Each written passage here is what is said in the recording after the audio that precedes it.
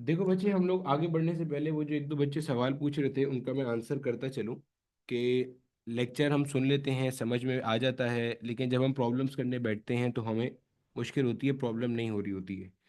देखो बेटा, इसका आंसर मैंने पहले भी किया, फिर बता रहा हूँ। फिजिक्स को सीखने का ना तरीका होता है, और वो तरीका बहुत सिंपल सा है। तरीका सिंपल सा ये है कि सबसे पहले स्टेप में आप क्या करते हैं, सबसे पहले स्टेप में आप लेक्चर लेते हैं। सेकेंड स्टेप में आप लेक्चर के जो क्वेश्चन है ना, वो सॉल्व करते हैं अच्छे तरीके से। तीसरे स्टेप, अच्छा, लेक्चर के क्वेश्चंस और साथ में जो लेक्चर के अंदर आपको होमवर्क क्वेश्चन मिल जाते हैं वो आप सॉल्व करते हैं। तीसरे स्टेप में हम क्या करते हैं, तीसरे स्टेप में हम अपनी टेक्स्ट बुक लेते हैं। आप जिस भी प्रोविंस के हो, आप अपने प्रोविंस की टेक्स्ट बुक लो। इस प्रोविंस की टेक्स्ट बुक के अंदर दो जगह पे क्वेश्चंस होंगे, एक एग्जांपल्स होंगी और एक एंड ऑफ चैप्टर प्रॉब्लम्स होंगे। इन दोनों को लगाओ। साथ ही साथ आपको हर चैप्टर के एंड पर एक टीपीपी मिलती है, एक प्रैक्टिस शीट मिलती है। हर चैप्टर की मिलती है, आज तक तो मिलती आई है, आगे भी मिलेगी इंशाल्लाह। उसको सॉल्व करो। अगर आपने ये भी सॉल्व कर लिया तो आपके पास जो फिजिक्स बाय बिलाल ज़िया वाला फोल्डर है उसके अंदर आपने अगर गौर से देखा होगा तो आपके पास प्रैक्टिस की दो बुक्स मौजूद हैं, online book 1 and online book 2 के नाम से दो बुक्स मौजूद हैं। उसके अंदर भी एमसीक्यूज हैं। अब ये जो पूरा तरीका बताया ना, ये आपने इसी पैटर्न पे फॉलो करते हुए जाना है, ये इसी तरीके पे जाना है आपने। अब जाहिर सी बात है, इसके अंदर कुछ क्वेश्चंस होंगे जो आपसे डायरेक्टली हल हो जाएंगे, कुछ क्वेश्चंस होंगे जो आपसे पहली दफ़ा में हल नहीं होंगे। तो फिर उसके लिए तरीक़ाकार होता है सोल्यूशन निकालने का, सोल्यूशन ढूंढने का। सोल्यूशन ढूंढो भाई। सोल्यूशन जैसे मिसाल के तौर पे आप सॉल्व कर रहे हो, अब हो सकता है ना टीपीपी के अंदर बास क्वेश्चन ऐसे निकल आए जो कि निकलते होंगे, जो आपसे डायरेक्टली हल नहीं हो रहे, कोई मसला नहीं है। अब उसका तरीक़ाकार है ना, आपको यहाँ पे डाउट ग्रुप की फैसिलिटी दी है, आपको डाउट क्लास की फैसिलिटी दी है, तो डाउट ग्रुप भी अवेलेबल है, डाउट क्लास भी अवेलेबल है, वहाँ से सोल्यूशन निकालो। वरना आपके पास गूगल तो अवेलेबल है ही है, वहाँ से सोल्यूशन निकाल लो। गूगल पे चैट जीपीटी, डीप सी, पता नहीं कितने सारे एआई प्रॉम्प्ट्स अवेलेबल हैं तो आपके पास, ठीक है। तो उनको यूज़ करते हुए सोल्यूशन निकालो। लेकिन ये करना लाजमी है। आप में से बहुत सारे बच्चों को पता है प्रॉब्लम क्यों आती है, वो इसलिए प्रॉब्लम आती है क्योंकि जो अगर अगर बैच में 100 बच्चे हैं ना, तो 100 में से सिर्फ 80 बच्चे ऐसे होंगे, ये 80 भी मैं बहुत ऑप्टिमिस्टिक होके ना, बहुत पॉजिटिव अंदाज में बोल रहा हूँ, जो सिर्फ लेक्चर लेते होंगे। उन 80 में से शायद 40 ऐसे होते हैं जो कि क्वेश्चंस के साथ होमवर्क क्वेश्चन करते हैं। 40 में से भी सिर्फ सिर्फ सिर्फ सिर्फ 20 या 25 ऐसे हैं जो टेक्स्ट बुक के क्वेश्चंस करते हैं, एग्जाम्पल एंड ऑफ चैप्टर करते हैं। उसके बाद भी जो है ना, वो सिर्फ 5 या 10%, बहुत मुश्किल से बता रहा हूँ, 5 या 10% होंगे जो यहाँ तक पहुंचते होंगे। और यहाँ तक तो सिर्फ 1 या 2% ही पहुंच पाते हैं। उसका तरीका, उसकी रीज़न बहुत सिंपल बता देता हूँ मैं। उसकी रीज़न ये है, आपके जो बाई वीकली टेस्ट होते हैं ना, उनके सारे क्वेश्चन मैं टीपीपी से ही उठाता हूँ। और मज़ेदार बात है कि 4 5 6 बच्चों को छोड़ के आज तक किसी को ये बात पता भी नहीं चली है, मैं खुद बता रहा हूँ आपको, ये बैच 1 वालों से मुखातिब हूँ अभी ज़्यादातर तो, क्योंकि बैच 1 हमारा सबसे पुराना बैच है। 4 5 6 बच्चों को छोड़ के आज तक किसी को ये बात नहीं पता कि जो हमारा बाय मंथली टेस्ट होता है ना, जो हर 2 हफ्ते बाद एक बार टेस्ट होता है, उसके क्वेश्चन भी मैं टीपीपी से ही उठाता हूँ। एज इट इज क्वेश्चन उठाता हूँ, मतलब वैल्यू तक चेंज करने की जहमत नहीं करता, क्योंकि मुझे पक्का पता होता है अपनी इस थ्योरी के ऊपर कि बच्चे ने पढ़ा ही नहीं होगा। जब पढ़ा ही नहीं है तो उसके लिए तो वो क्वेश्चन नया ही रहने वाला है, वो चेंज नहीं होता। हाँ, ग्रैंड टेस्ट के अंदर मैं क्वेश्चन चेंज कर देता हूँ, लेकिन जो बाय मंथली टेस्ट होते हैं उसमें मैं ज़्यादा मेहनत नहीं करता। टीपीपी बनाई भी होती है ना, जो बनी हुई टीपीपी है उसी से एज इट इज क्वेश्चन उठा लेते हैं। तो ये तरीक़ाकार है, अगर आप इसको फॉलो करोगे तो सही रहेगा। नहीं फॉलो करोगे तो आखिर तक आपका यही मसला रहेगा कि हमने लेक्चर ले लिए थे, लेक्चर समझ में आ गए थे, लेकिन हमसे क्वेश्चन नहीं बन रहे। तो बेटा, टाइम देना पड़ता है हर चीज़ को। अब आप अपने आप से पूछ लो, टाइम दे सकते हो तो अच्छी बात है, टाइम नहीं दे सकते तो फिर आपका ये मसला आखिर तक चलता रहेगा। खैर, अब हम शुरू करते हैं।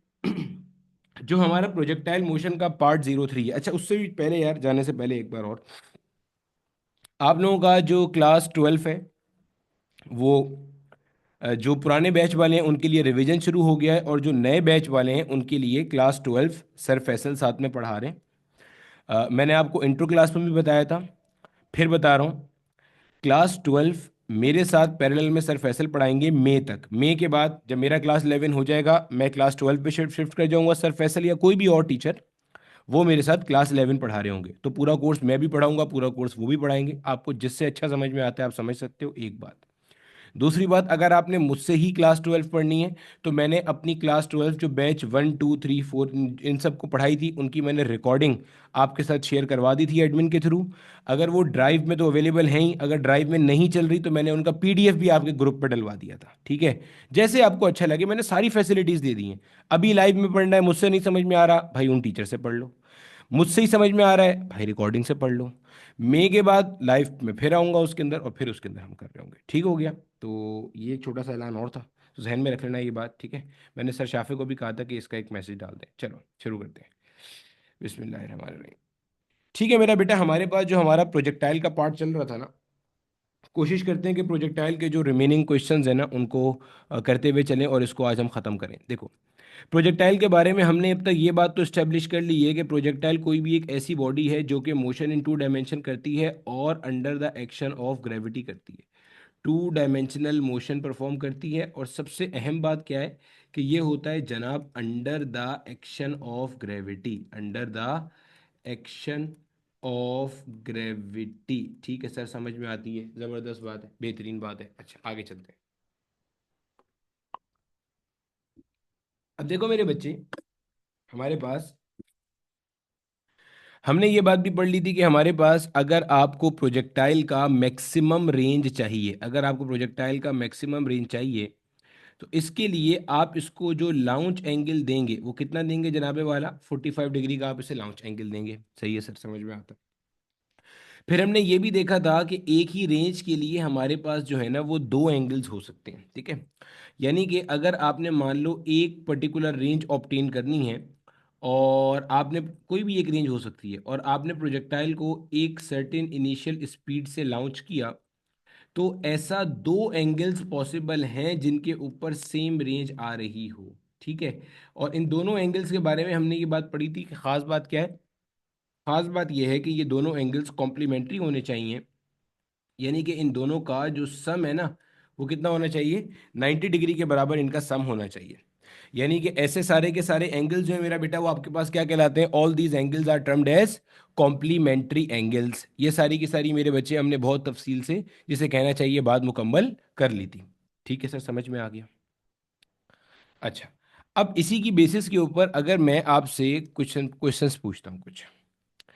अगर मैं आपको बोलूं कि यार मैंने एक प्रोजेक्टाइल था उसको फायर किया, एक प्रोजेक्टाइल था जिसको मैंने क्या किया मेरा बेटा, फायर किया, और जो प्रोजेक्टाइल को फायर किया उसको मैंने दो बार फायर किया एट टू डिफरेंट एंगल्स। गौर से सुनना, दो बार फायर किया मैंने प्रोजेक्टाइल को, सही है।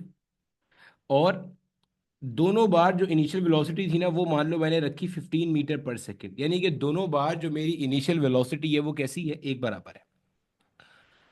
सवाल आपसे ये पूछा गया कि ये बताइए जनाबे वाला, इनमें से कौन से दो एंगल्स ऐसे हैं, कौन से थीटा 1 थीटा 2 ऐसे हैं जिनके ऊपर की रेंज सेम आ रही होगी। सवाल समझते हो, आपने एक प्रोजेक्टाइल को दो बार फायर किया, सही, और दोनों बार आपने उसका जो इनिशियल लॉन्च स्पीड था वो एक बराबर रखा। आपसे कह रहे हैं कि वो पेयर ऑफ एंगल्स ऑप्शंस में से सिलेक्ट कीजिए कि जिसके ऊपर जो रेंज है वो कैसी आ रही है, सेम आ रही है। आपको ऑप्शन ए दिया हुआ है 30 degree and 60 degree, option B दिया हुआ है 0 degree and 90 degree, option C दिया हुआ है 30 degree and 50 degree, option D दिया हुआ है बोथ ए एंड बी। एक ही ऑप्शन दिया हुआ है। चलो जल्दी से बताओ, इनमें से कौन सा वो पेयर ऑफ एंगल होगा जिसके ऊपर रेंज एक बराबर आ रही होगी, आपका दिमाग क्या कहता है। Very good, very good, very good, very good. जितने लोगों का आंसर आ रहा है ऑप्शन ए, एक्सीलेंट। जितने लोगों का आंसर आ रहा है ऑप्शन ए, एक्सीलेंट। जितने लोगों का आंसर आ रहा है option D, not so excellent. ठीक है,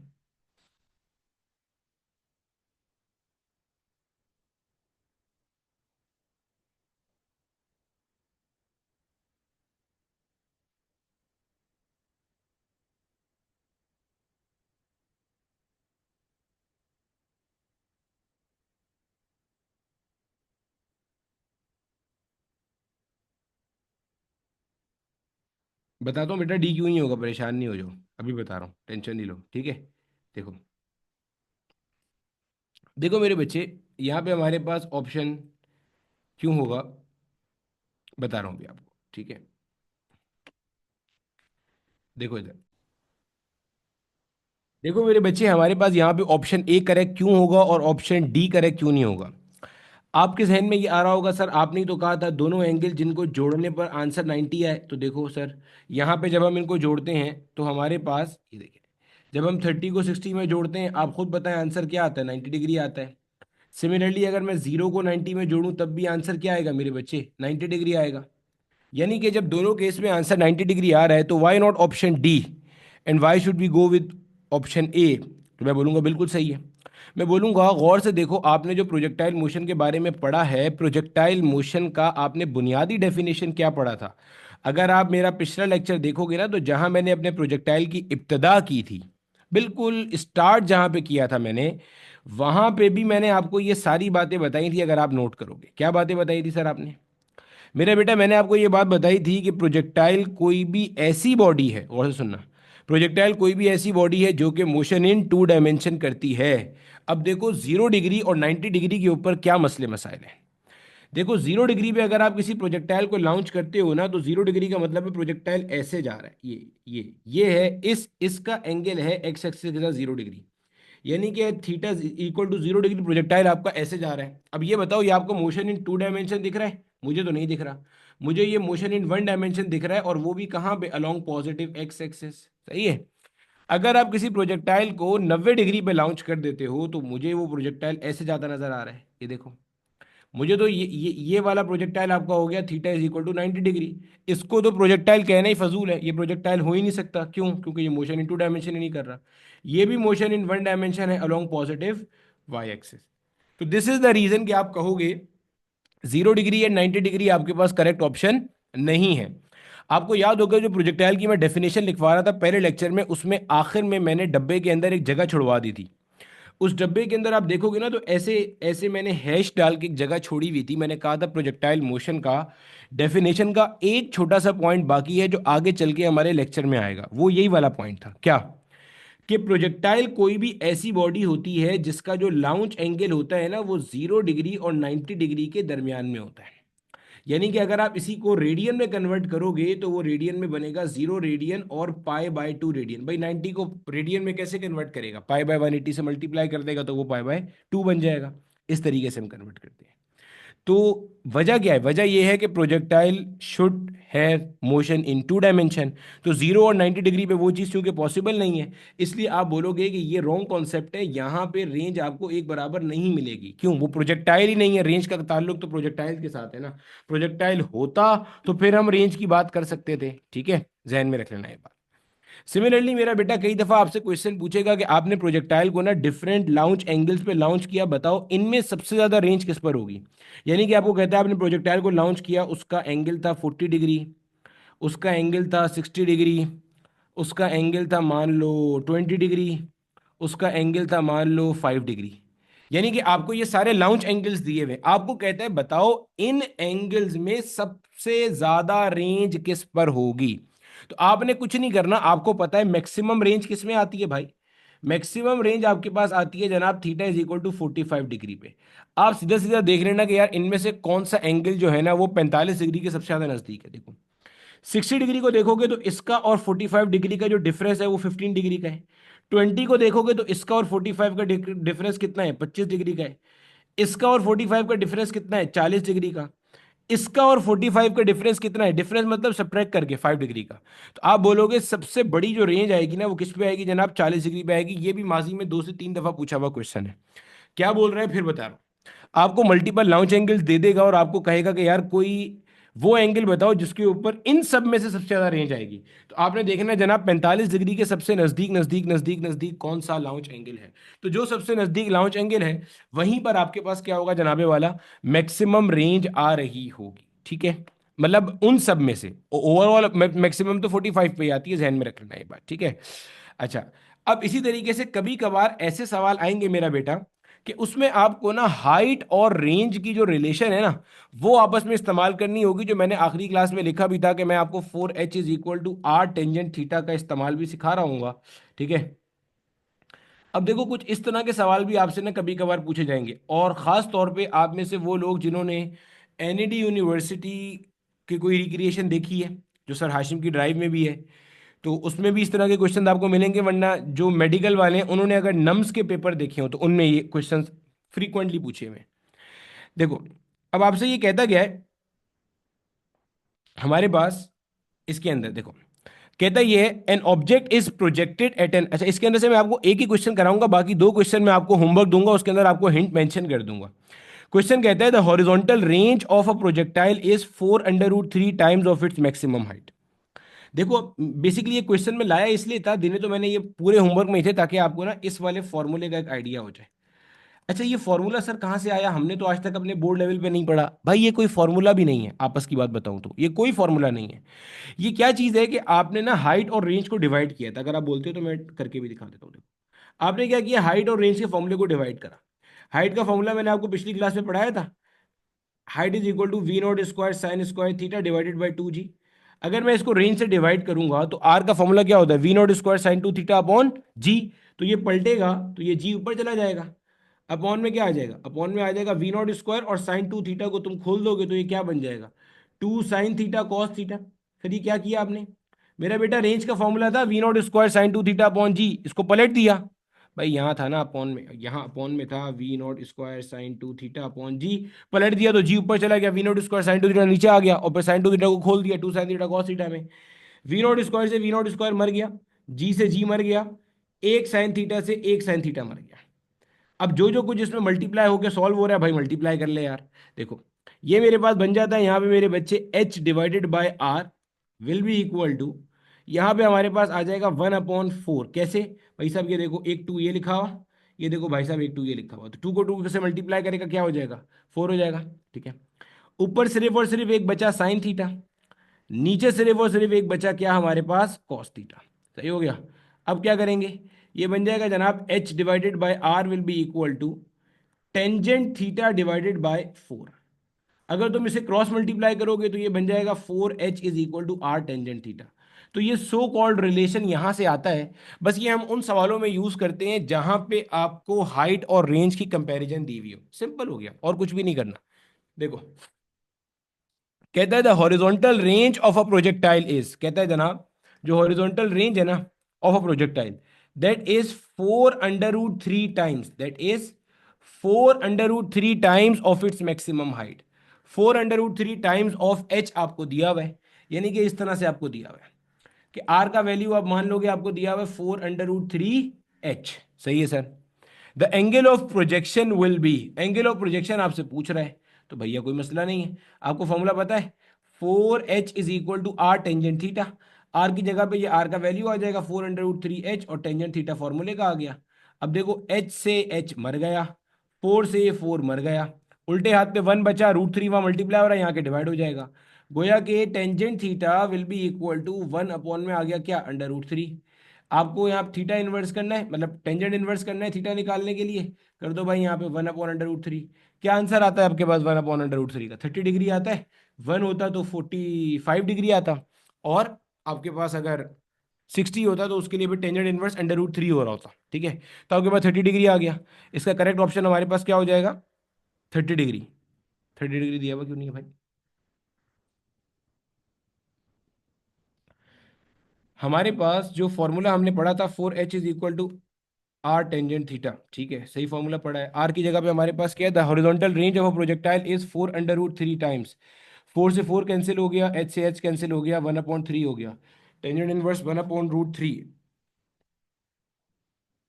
1/√3। नहीं मेरे बच्चे मैंने सही निकाला, ठीक है, इसके ऑप्शन में कोई मसला है, हमारा आंसर बिल्कुल ठीक है, 30 डिग्री ही इसका आंसर आएगा। ठीक हो गया।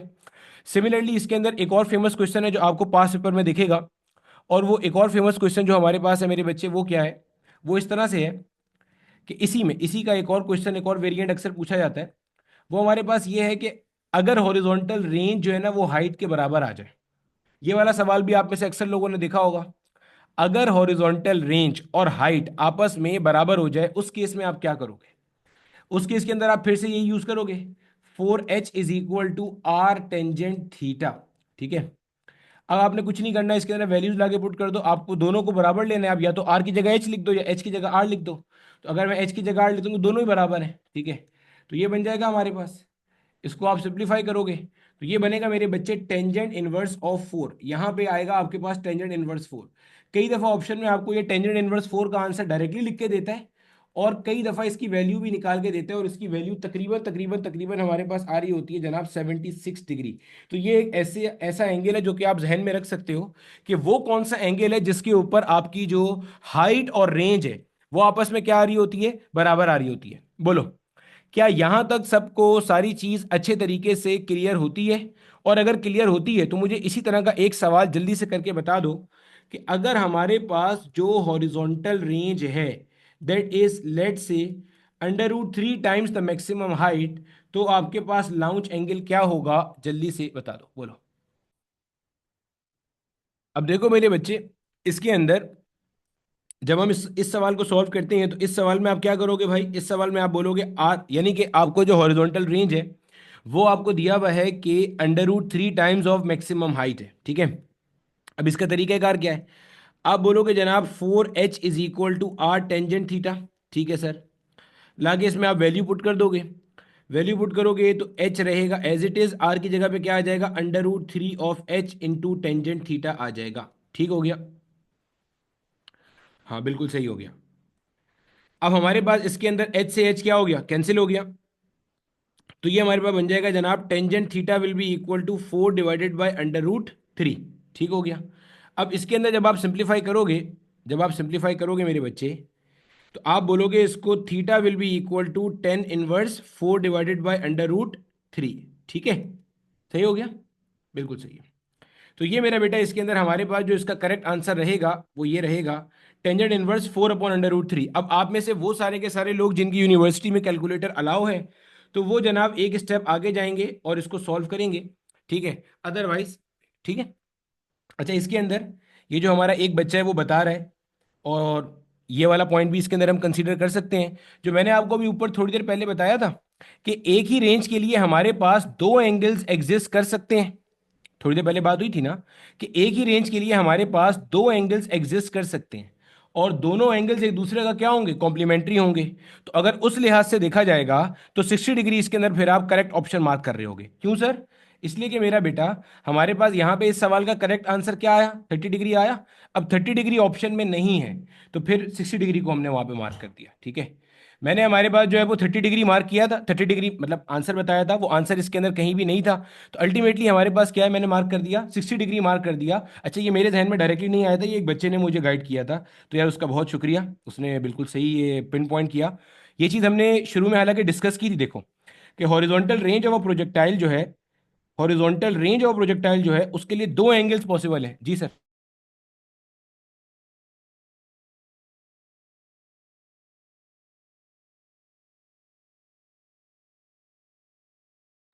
तो मेरा बेटा ये आप लोगों को भी समझ में आ गया मेरी तरह? बोलो। अब देखो, जो मैं आप लोगों को बार बार प्रैक्टिस करने के लिए कह रहा होता हूँ ना, आप देखो मैं हालांकि 2016 से पढ़ा रहा हूँ, लेकिन मेरे जहन में अभी ये सवाल पढ़ के ये वाली बात नहीं आई। पॉइंट समझ में आ रहा है? हो सकता है कल ग्रह को आ जाती, लेकिन अभी फिलहाल नहीं आई थी मेरे जहन में ये बात। मैं फिर रिपीट कर देता हूँ। मेरा बेटा, हमने सवाल निकाला, और जब आंसर निकाला तो आंसर हमारे पास क्या आया? 30 डिग्री आया। अब यहां पे कहीं 30 डिग्री ऑप्शन में नहीं दिया हुआ था, तो इसके अंदर थोड़ी देर पहले हमने एक चीज पढ़ी थी, अगर आपको याद हो, कि एक ही हॉरिजॉन्टल रेंज के लिए हमारे पास दो एंगल्स पॉसिबल होते हैं।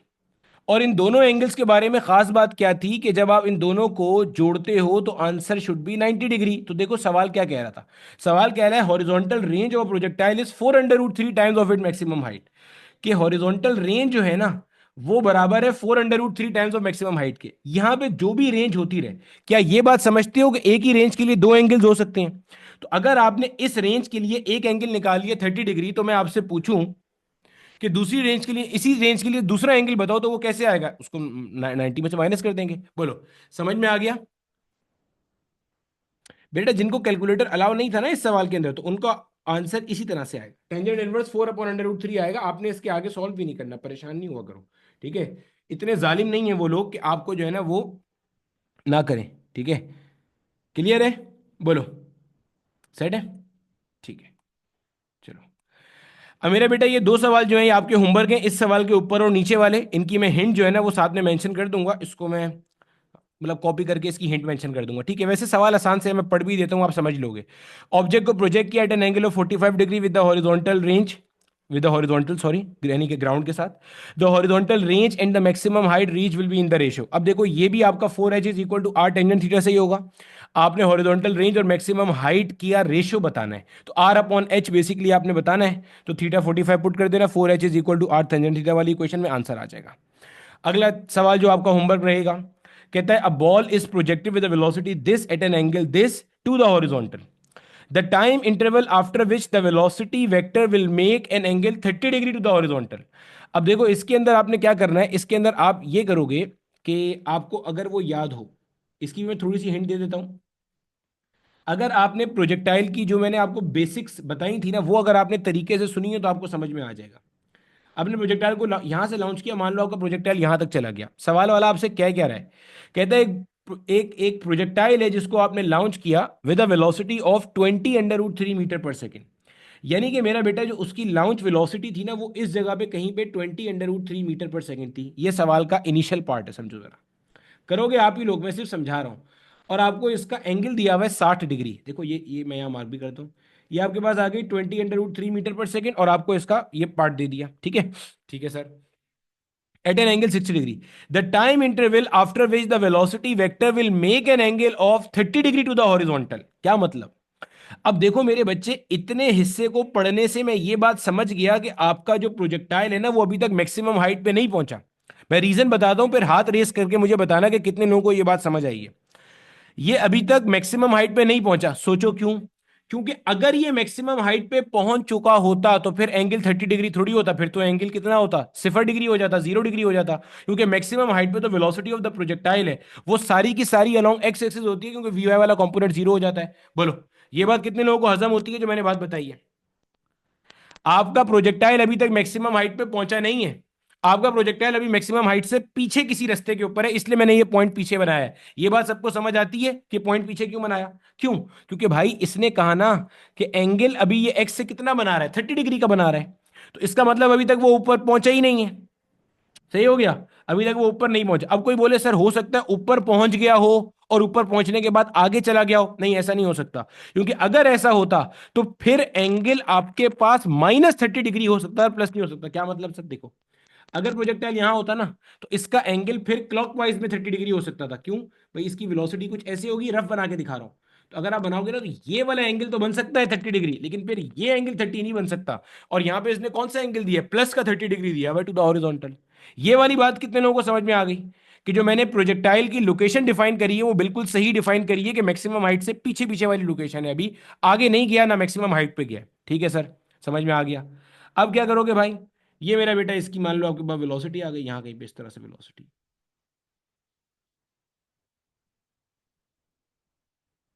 ये कहीं वेलोसिटी मान लो।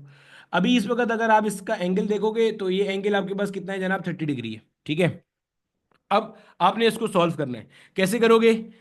दो हिंट्स, वैसे तो मैं इसकी पूरी डिटेल हिंट आपको लिख के दे दूंगा, लेकिन दो हिंट्स मैं दे देता हूं, अगर वो खुद से करना चाहे सॉल्व तो आगे हिंट भले ना देखना। दो हिंट ध्यान में रखना कि x component of the velocity will remain constant through out the motion of projectile, number एक हिंट। नंबर दूसरी हिंट, आप यहां पे फाइनल वेलोसिटी के लिए, एक तो ये आपकी हिंट रहेगी, अबे कहाँ चला गया, एक तो आपकी ये हिंट रहेगी कि आपके पास जो फाइनल एक्स का कंपोनेंट होगा ना, जो आपका फाइनल एक्स का कंपोनेंट होगा वो इनिशियल एक्स वाला होगा। मतलब एक्स वाला कंपोनेंट कभी भी वेलोसिटी का चेंज नहीं होता। दूसरी हिंट आपकी ये रहेगी कि आप यहाँ पे first equation of motion apply करोगे अलोंग वाई एक्सिस, ताकि आपको final velocity along Y axis मिल जाए। तीसरी इक्वेशन ये रहेगी, मैंने आपको फॉर्मूला पढ़ाया था, टेंजेंट थीटा बराबर होगा V Y divided by V X के। यहां से आप निकालोगे आपके पास जो वी वाई आएगा, और अल्टीमेटली आप यहां से वी का वैल्यू निकाल लोगे, ठीक है? मैं इसका डिटेल सोल्यूशन भी दूंगा, लेकिन थोड़ा सा दिमाग अपना पहले लगाना है इसके ऊपर। ये मैंने इसके अंदर कुछ हिंट्स जो थी वो दे दी हैं, इसी पीडीएफ के आखिर में मैं इसका डिटेल सोल्यूशन भी आपको करके अपलोड कर दूंगा, ठीक है? तो यहां तक मुझे बता दो सब कुछ समझ में आ गया? ये हमारा जो था वो ओवरऑल ऑब्लिक प्रोजेक्टाइल के क्वेश्चंस थे। इसके अंदर खास करके ये वाला जो सवाल था ये समझ में आ गया, जिसका आंसर हमने 30 डिग्री निकाला था, और फिर 30 से हम 60 पर कैसे आए, ये वाली बात भी सबको समझ में आ गई। और जो हिंट दी थोड़ी थोड़ी वो भी समझ में आ गई। बोलो, क्लियर है यहां तक सबको? अब देखो मेरे बच्चे, हम लोग आगे चलते हैं और अब हमारा जो अगला कॉन्सेप्ट है ना, ये हमारा ऑब्लिक प्रोजेक्शन मुकम्मल होता है। अच्छा, इसके मैं साथ में आपको क्वेश्चंस दूंगा, इसी पीडीएफ में क्वेश्चन मौजूद होंगे। अच्छा, ये सारे के सारे जो लोग ये सवाल कर रहे होते हैं ना कि बेटा क्वेश्चंस कहाँ हैं, भाई क्वेश्चंस इसी पीडीएफ में होते हैं। जाहिर है क्वेश्चंस आपको सॉल्व करने के लिए दिए होते हैं ना, तो ऐसा नहीं होता कि क्वेश्चन मैं चुपके से कहीं जाके अपलोड कर दूंगा कि यार किसी को मिले ही ना, वो इसी पीडीएफ में होते हैं भाई क्वेश्चंस, ठीक है। वो पहले मैं अलग से ही करता था, लेकिन वो मैंने अलग से करना इसलिए छोड़े कि आधे बच्चों को वो क्वेश्चन पूरे सेशन में दिखते ही नहीं थे।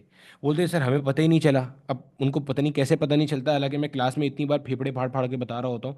लेकिन चलो, अभी तो इसी पीडीएफ में होते हैं ना, इसी पीडीएफ में इस तरह से क्वेश्चन मिल जाएंगे, और जहां मुझे लगेगा कि यार ये क्वेश्चन मुश्किल है, डिफिकल्ट है, उसका मैं आपको वहां हिंट भी दूंगा और आंसर भी मार्क करके दूंगा। बस आपने सिर्फ एक मेहरबानी करनी है कि वो क्वेश्चन सॉल्व कर लेने हैं, ठीक है। अगर आप क्लास के भी क्वेश्चन कर लो ना, कुछ मुश्किल नहीं होगी।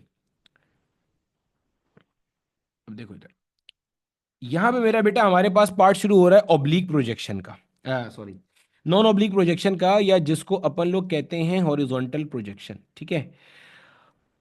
अच्छा, अब मेरे बच्चे हॉरिजॉन्टल प्रोजेक्शन क्या चीज है, या क्या हिसाब किताब है इसका। आसान से सवाल है, इसके अंदर बहुत कोई तूप तूफान क्वेश्चन नहीं आते। इसका समझ लो हम एक दो ही सवाल करेंगे, उसी से हम सारे क्वेश्चन बनाते चले जाएंगे इसके, ठीक है। हॉरिजॉन्टल प्रोजेक्शन में ये मान ले भाई, ये एक बिल्डिंग है। समझ समझ समझ समझ समझ अभी जरा, ये मान ले एक बिल्डिंग है, ठीक है। अब मेरा बेटा इस बिल्डिंग, ये किसी ग्राउंड के ऊपर जो है ना, मान लो एक बिल्डिंग है हमारे पास, ठीक है। और यहाँ पे, यहाँ से आपने कोई बुलेट फायर कर दी, ठीक है। यहाँ से आपने क्या कर दी, एक कोई बुलेट फायर कर दी, यहाँ कोई बंदा खड़ा हुआ था, इस बंदे ने यहाँ पे एक बुलेट फायर कर दी। अच्छा, जो बुलेट को आपने प्रोजेक्ट किया या बुलेट को आपने फायर किया, वो हॉरिजॉन्टली फायर किया। यानी कि जो भी वेलोसिटी है वो एक्स के अलोंग गिवन है। यानी कि सवाल वाला ऐसे कहेगा कि एक्स के अलोंग वेलोसिटी ये है, या वो कहेगा कि आपने बुलेट को हॉरिजॉन्टली फायर कर दिया। कैसे फायर किया? हॉरिजॉन्टली फायर किया। जब आप इसको हॉरिजॉन्टली फायर करोगे तो ऑब्वियस सी बात है, वर्टिकल कंपोनेंट इसका क्या हो जाएगा? जीरो हो जाएगा। क्यों भाई? एक चीज जब फायर ही हॉरिजॉन्टली की जा रही है तो उसका वर्टिकल कंपोनेंट क्या हो जाएगा? जीरो हो जाएगा। ठीक है सर, समझ में आता है। अब देखो, जब आप इसको फायर करोगे तो जब ये, पहले जरा इसका समझना, जब ये गन से निकलेगा तो इसके ऊपर फोर्स ऑफ ग्रेविटी एक्ट करेगा। यस सर करेगा। कहाँ एक्ट करेगा? नीचे एक्ट करेगा। और इसका जो एक्स कंपोनेंट ऑफ वेलोसिटी है वो इसे कहाँ लेके जाना चाहेगा? आगे। फिर सुनो, जब ये बुलेट गन के बैरल से बाहर आया तो इसका एक्स कंपोनेंट वेलोसिटी इसे आगे लेके जाना चाहता है। फोर्स ऑफ ग्रेविटी लग रहा है नीचे, ऐसे ही है। तो अल्टीमेटली ये कुछ इस तरह से होता होता होता ऊपर से नीचे आएगा। यानी कि जब ये यहां से आगे आएगा तो शुरू में इसके पास वाई वाला कंपोनेंट वेलोसिटी का नहीं होगा, लेकिन आहिस्ता आहिस्ता वाई वाला कंपोनेंट इसके पास आना शुरू हो जाएगा। क्यों? क्योंकि उसके ऊपर फोर्स लग रही है डाउनवर्ड डायरेक्शन में।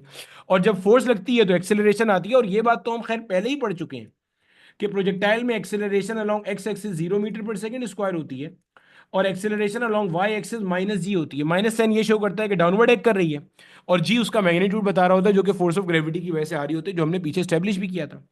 तो होगा क्या, आपका ये जो प्रोजेक्टाइल है ये जनाबे वाला कुछ इस तरह से मूव करता करता करता करता करता करता यहां आके, या ऐसे थोड़ा सा ये बेहुदा हो गया, एक मिनट सही कर दूं उसको।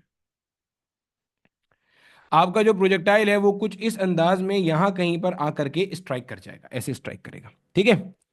अब जरा समझते चलना यहाँ पे, ये जो प्रोजेक्टाइल आपका स्ट्राइक करेगा ना, इस वक्त इसके पास जो वेलोसिटी होगी, जिसको आप कहोगे इसकी फाइनल वेलोसिटी, इसका मेरा बेटा एक्स कंपोनेंट भी होगा और इसका वाई कंपोनेंट भी होगा। समझिएगा खूब अच्छे से यहाँ। अब बच्चे का यहां सवाल आता है, सर इसके पास एक्स तो समझ में आता है क्योंकि एक्स पहले भी था, एक्स अभी भी है, ये वाई कहां से नाजिल हो गया? तो पहले मैं आपके इस लॉजिक का आंसर कर दूं, वाई पहले नहीं था, अब कहां से आया? भाई देख, मुझे एक बात बता, बिल्कुल सिंपल सी लॉजिक है। अगर यहां पे मैं खड़ा हुआ हूं और मान ले मेरे हाथ में एक कोई ऑब्जेक्ट है, कोई बोतल है, कोई पेन है, कुछ भी है, अगर मैं इस ऑब्जेक्ट को ड्रॉप कर देता हूं तो जब तक ये ऑब्जेक्ट मेरे हाथ में था, क्या ये डिस्को डांस कर रहा था? नहीं। क्या ये आगे पीछे भाग रहा था? नहीं। क्या इसके पास वाई एक्सिस के अलोंग कोई वेलोसिटी थी? नहीं। लेकिन जब मैंने इसे ड्रॉप किया तो ये ऑब्जेक्ट नीचे जा रहा है। क्यों नीचे जा रहा है? क्योंकि जनाब इसके ऊपर फोर्स ऑफ ग्रेविटी लग रही है, और इस फोर्स ऑफ ग्रेविटी की वजह से ये एक्सेलरेट हो रहा है। गोया के इसका जो स्पीड है, वेलोसिटी है, वो जीरो से बढ़ता जाएगा। तो बिल्कुल ऐसे ही जब प्रोजेक्टाइल को यहां से, जब आपने बुलेट को लॉन्च कर दिया, अब जब बुलेट आगे जाएगा, फोर्स ऑफ ग्रेविटी इस पे एक्ट करेगा इन द डाउनवर्ड डायरेक्शन। तो बेटा जब फोर्स ऑफ ग्रेविटी एक्ट करेगा तो जाहिर सी बात है वो इसको डाउनवर्ड डायरेक्शन में एक्सेलरेट करेगा। तो इसका मतलब जब प्रोजेक्टाइल ऊपर से नीचे आ रहा है तो इसका वेलोसिटी बढ़ता जा रहा है, 0 से बढ़ के 1 सेकंड बाद 10, डाउनवर्ड की बात हो रही है। वर्टिकल वेलोसिटी की बात हो रही है। वर्टिकल वेलोसिटी इसकी टाइम टी इक्वल 0 में 0 थी। टाइम टी इक्वल 1 सेकंड बाद 10 मीटर हो जाएगी, 10 मीटर पर second. Time T equal 2 second के बाद 20 हो जाएगी।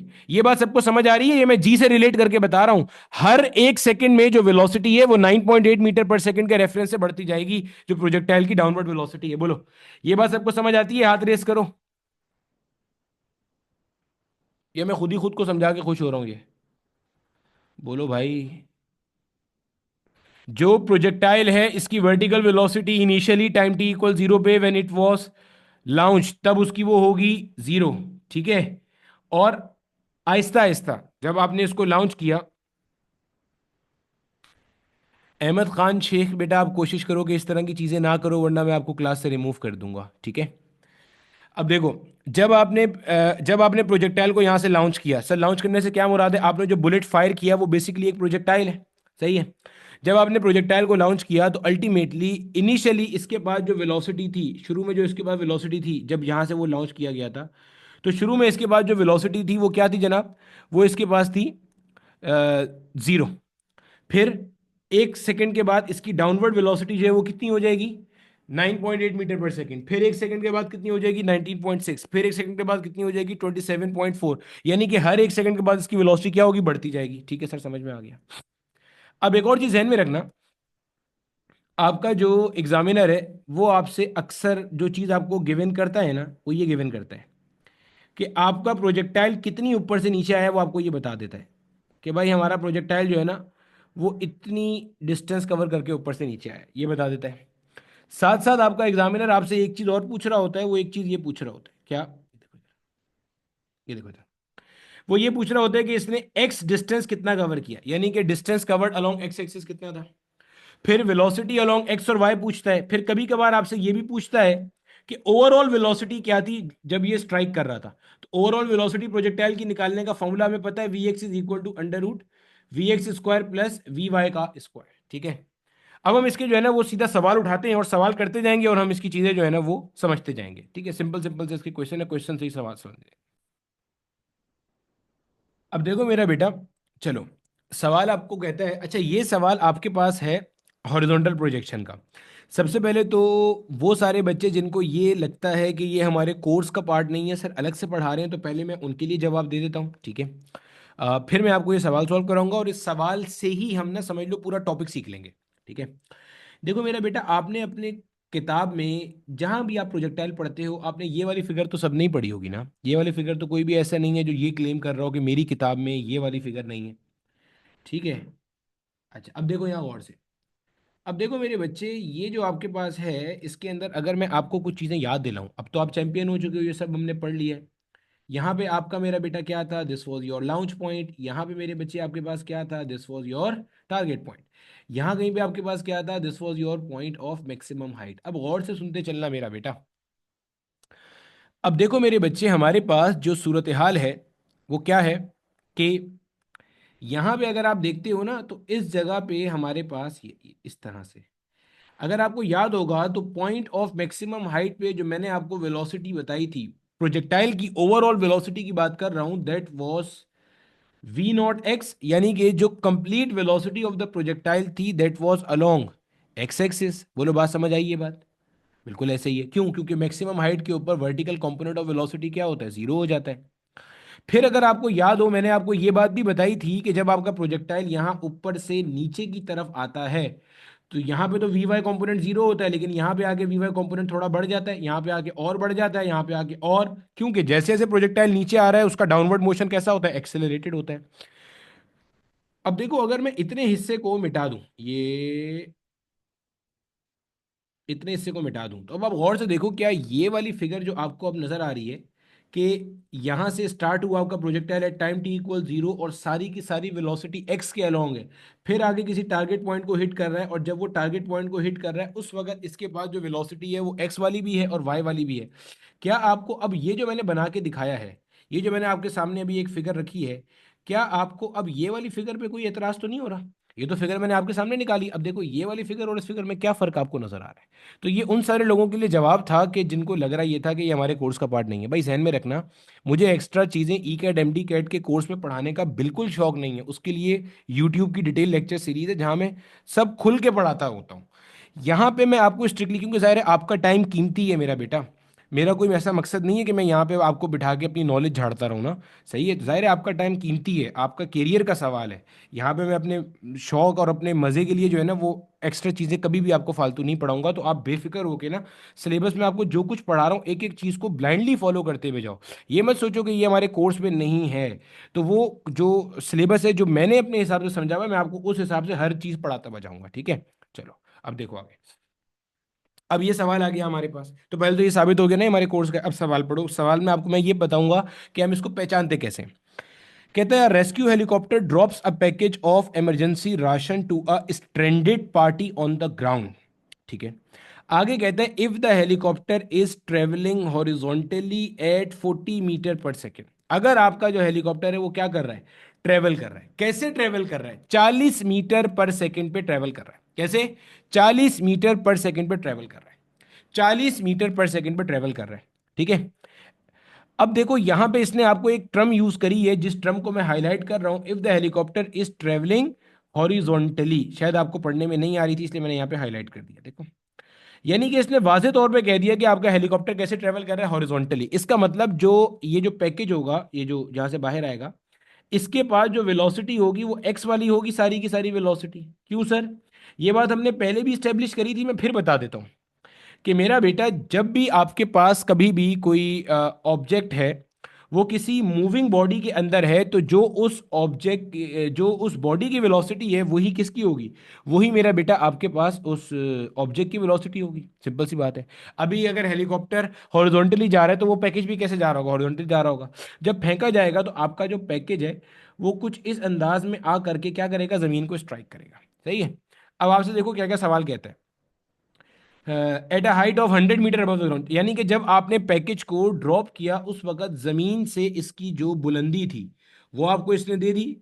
ये जमीन से आपको इसकी बुलंदी सवाल में गिवन है, मैंने कुछ नहीं निकाली अपनी तरफ से। ये सवाल में गिवन है कि आपने 100 मीटर ऊपर जो है ना ये पैकेज ड्रॉप कर दिया था। ठीक हो गया सर।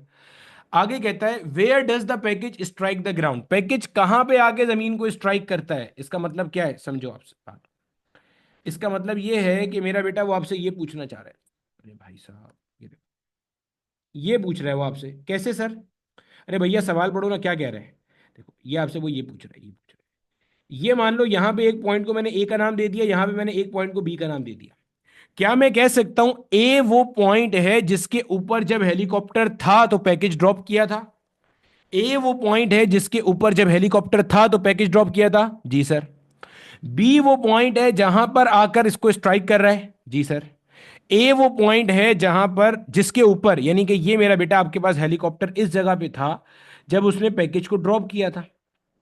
और बी वो पॉइंट है जहां पे आके वो फाइनली क्या कर रहा है, जमीन को या ग्राउंड को हिट कर रहा है, स्ट्राइक करता जा रहा है। ठीक है सर, समझ में आ रहा है, समझना जरा। अब देखो where does the package strike the ground relative to the point at which it was release, what are the horizontal and vertical components of velocity of the package just before it hit the ground. यानी कि आपसे वो बोल रहा है ये भी बताओ कि कहां स्ट्राइक कर रहा है, और आपसे वो कह रहा है कि मेरे भाई ये भी बताओ, ये भी बताओ कि उसकी फाइनल वेलोसिटी क्या होगी, एक्स और वाई कंपोनेंट पूछ रहा है आपसे। अब देखो, पहली बात तो मुझे चैट सेक्शन में ये बता दो, क्या आपको सवाल पढ़ के अब ये समझ में आ जाएगा कि ये हॉरिजॉन्टल प्रोजेक्शन का सवाल है। क्योंकि सवाल में ये जो मैंने आपको कंडीशन बताई है हमेशा ऐसे ही लिखा होगा कि इसके पास हॉरिजॉन्टल इतनी वेलोसिटी है। बोलो, बोलो भैया, क्या ये बात सबको समझ में आ जाएगी, हाँ या ना? हो जाएगा ना, कोई टेंशन तो नहीं है? और किसी के जहन में जो ये सवाल था कि ये हमारे कोर्स में नहीं है वो भी क्लियर हो गया ना, वो मैंने वो वही ऑब्लिक से निकाल के दिखा दिया, ये ऑब्लिक का ही सब सेक्शन है। ठीक है, चलो गुड हो गया, वेरी गुड वेरी गुड। चलो अब देखो इधर, अब देखो मेरे बच्चे, हमारे पास हमें कुछ बातें पता है प्रोजेक्टाइल की। एक, ए एक्स का वैल्यू 0 होगा। दूसरा, ए वाई का वैल्यू आपके पास 10 मीटर पर सेकेंड स्क्वायर होगा। सर आप तो कह रहे थे किताब में जगह जगह ए वाई माइनस जी लिखा है। अरे भैया, जो किताब में जगह जगह a y is equal to minus g लिखा है, मैं फिर बता देता हूं।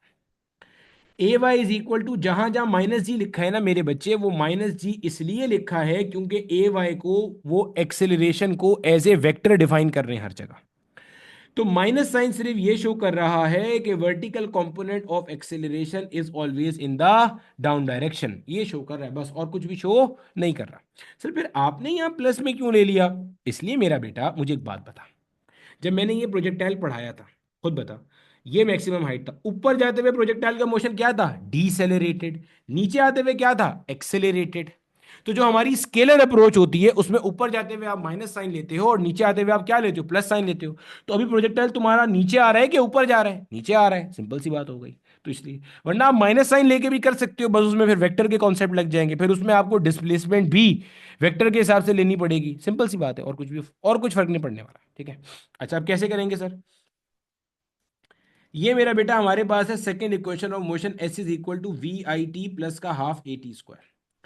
इस इक्वेशन को सबसे पहले मैं वाई एक्सिस पे लगा देता हूँ। किस पे लगा रहा हूँ? वाई एक्सिस पे। देखो क्या पढ़ूंगा। आप बोलोगे distance along Y axis. Sir distance क्यों बोल रहे हैं, डिस्प्लेसमेंट क्यों नहीं बोल रहे? इसलिए कि मैं स्केलर अप्रोच से आपको सवाल करना सिखा रहा हूं।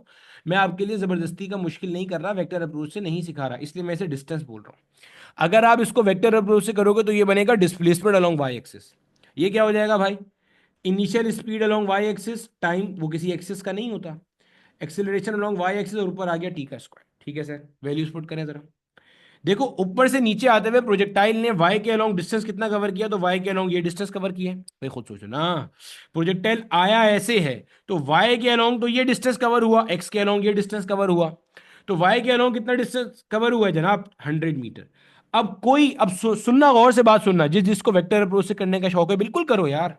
यहां पे आप ऐसे बनाओगे, ये आपका एक्स वाई एक्सिस है, ये एक्स है ये वाई है। अगर आप इसको वेक्टर से करोगे तो ये बनेगा, this will be displacement along Y axis.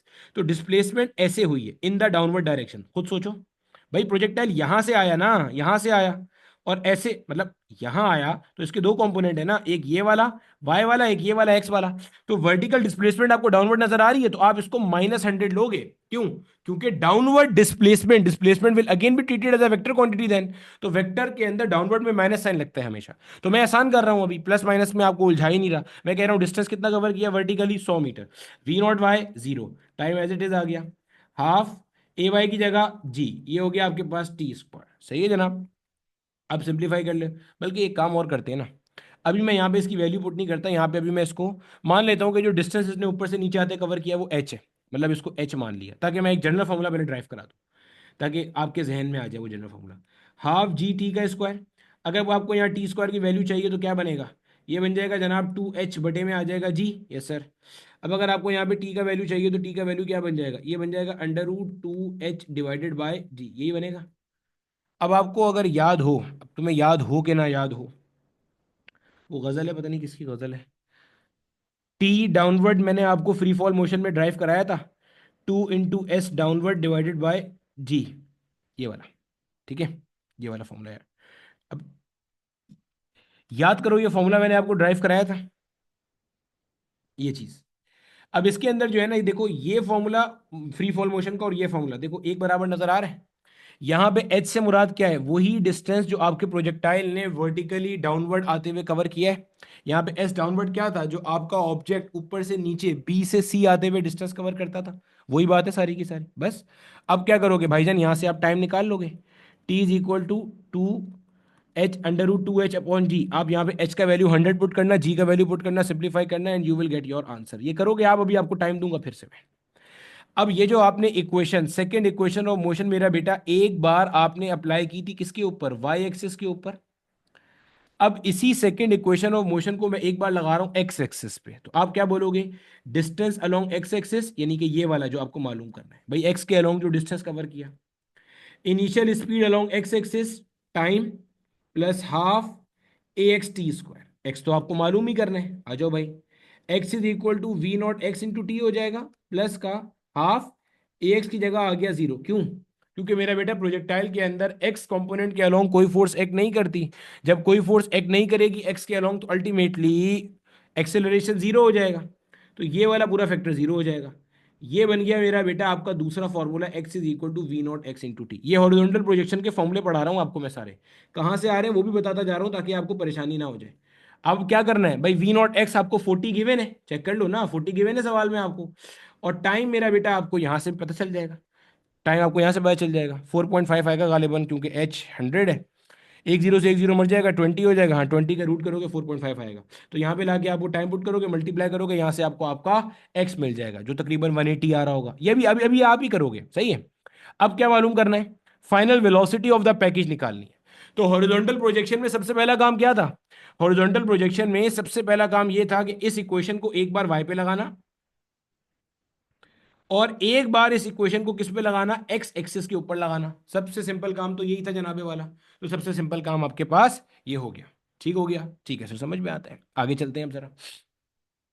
अब देखो मेरा बेटा, अब जब हम वेलोसिटी की बात करेंगे तो वेलोसिटी की बात करने के लिए आप आ जाओ फर्स्ट इक्वेशन ऑफ मोशन पे, which is V F is equal to V I plus A into T. Sir क्या हमेशा यही होगा, हमेशा यही होगा, लो फिजिक्स इतनी आसान है। सेकंड इक्वेशन को हमेशा एक बार वाई एक बार एक्स पे लगाओगे, वाई पे लगाने से टाइम मिलेगा, एक्स पे लगाने से हॉरिजॉन्टल डिस्टेंस मिलेगा। सिमिलरली ये फर्स्ट इक्वेशन है, इसको भी एक बार वाई पे लगाएगा भाई, एक बार एक्स पे लगाएगा, खत्म, फाइनल वेलोसिटी आ जाएगी उठ के। जब वाई पे लगाएगा तो final velocity along Y axis will be equal to initial velocity along Y axis plus A Y into T. Simple हो गया, देखो V Y is equal to we naught Y, कितना हो गया 0। ए वाई की जगह पे आपके पास आ गया जी, और जो भी आपने टाइम ऊपर से निकाला था वो यहां लाके पुट कर दोगे, ये आपके पास आ गया जी इंटू टी। अब देखो ये आपके पास आएगी final velocity along Y axis. मैं आपको एक बार फिर से समझा देता हूं माइनस का कॉन्सेप्ट। देखो अगर आप यहां पे मेरा बेटा ऑप्शन गौर से देखो, तो यहां पे आपको वर्टिकल वेलोसिटी जो नजर आ रही है वो माइनस साइन में यहां नजर आ रहा है। सर ये माइनस साइन क्यों नजर आ रहा है, वेरी गुड। अब देखो यहाँ ये जो वेलोसिटी है वेक्टर क्वांटिटी है, ये मैं मेरा ख्याल है कोई चौथी बार बता रहा हूं, ये स्केलर है, वेक्टर क्वांटिटी है। तो देखो अगर आप इस वेलोसिटी का आंसर एज वेक्टर निकालोगे तो यकीनन आपको यहाँ पे ए वाई भी एज वेक्टर पुट करना पड़ेगा। और अगर आप ए वाई को एज वेक्टर पुट करोगे तो यहाँ जी के साथ आप क्या लगाओगे जनाब, माइनस साइन लगा रहे होगे। हाँ अगर आप वर्टिकल वेलोसिटी को वेक्टर में नहीं निकालते, आप उसका मैग्नीट्यूड निकालते हो, तो आप यकीनन वहां पे उसको ए वाई को सिर्फ जी ले रहे होगे, क्योंकि डाउनवर्ड डायरेक्शन में आते हुए आपका मोशन क्या हो रहा है, एक्सेलरेट हो रहा है। सर हमें कैसे पता चलेगा कब वेक्टर में निकालना है कब स्केलर में, ऑप्शन देख के। अगर आपको बोलता है प्रोजेक्टाइल की वेलोसिटी के कंपोनेंट्स निकालो, और आपको वहां पे वी वाई या वी एक्स के अंदर मतलब वी एक्स में तो खैर कभी माइनस नहीं आएगा, वी वाई में अगर आपको वहां माइनस साइन दिखता है तो इसका मतलब क्या है कि आपने ए वाई की जगह माइनस जी पुट करना है। अगर माइनस साइन नहीं दिखता तो इसका मतलब आपने वहां माइनस जी पुट नहीं करना। सही हो गई बात की, माइनस जी सिर्फ सिर्फ डायरेक्शन शो कर रहा है, वी वाई का डायरेक्शन भी डाउनवर्ड है, खुद सोचो ना। जो यहाँ पे आपका प्रोजेक्टाइल आएगा इस पॉइंट पे, इसकी एक्स वाली वेलोसिटी ऐसे होगी, वाई वाली वेलोसिटी ऐसे होगी। तो अगर आप इसको देखोगे तो इसकी ओवरऑल वेलोसिटी कुछ इस तरह से आ रही है, ये एक्स वाली है, ये वाई वाली है। अब वाई वाली चूंकि डाउनवर्ड है इसलिए उसकी वेक्टर के अंदर अगर आप देखोगे तो डायरेक्शन में माइनस साइन आएगा, सही है, वरना माइनस साइन हम नहीं लगा रहे होंगे। तो ये तरीका था। जी आपको पता है, टी आप निकाल चुके हो ऑलरेडी, टी आपका तकरीबन 4.5 था, जी आपका 10 है, 4.5 को 10 से मल्टीप्लाई करोगे 45 मीटर पर सेकंड आएगा, और यहाँ देख लो आंसर आपका दिया हुआ है तकरीबन 44.1। सही है, तो अप्रोक्सीमेट आ रहा है आपका आंसर, इसलिए कि मैंने जी को 10 लिया हुआ है। आप 9.8 लोगे तो एक्चुअल आ जाएगा, ठीक है। अभी आप करोगे हाथ क्या दिया सवाल। अब इसी चीज को मेरा बेटा हम किस पे अप्लाई कर रहे हैं, इसी चीज को हम अप्लाई कर रहे हैं अब किसके ऊपर, एक्स के ऊपर। अप्लाई कर दे भाई, ये बन जाएगा final velocity along x axis, V X से शो कर दिया, initial velocity along x axis तो हो गया वी नॉट एक्स प्लस का ए एक्स इंटू टी। अब देखो आपका जो ए एक्स है वो क्या हो जाएगा, जीरो हो जाएगा। क्यों सर, क्योंकि प्रोजेक्टाइल के अंदर एक्स के अलोंग तो कोई फोर्स नहीं लगती है।